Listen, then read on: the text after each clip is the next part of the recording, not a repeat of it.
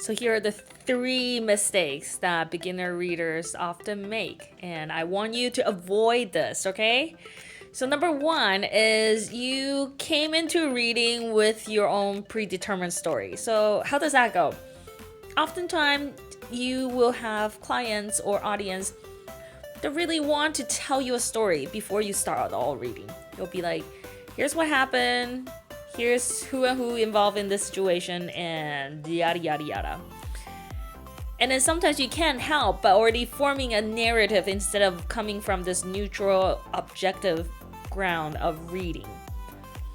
So that's what I want you to avoid, is to have a preconceived notion or a determined story before you do a reading for other person.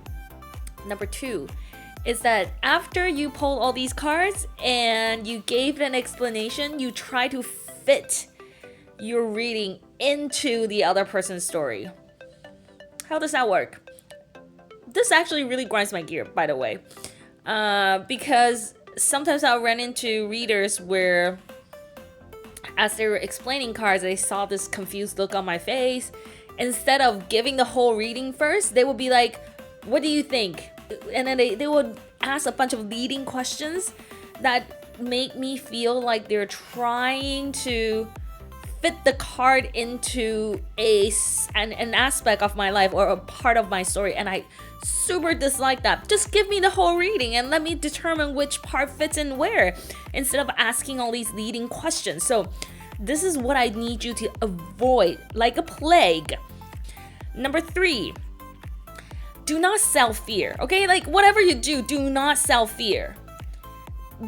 The point of tarot card reading is to bring clarity, to bring comfort, to bring coaching to other people. When you sell fear, you're sending other people into a spiral for absolutely no reason, and that's actually not okay. And I'm just telling you that is not okay. You should not do that.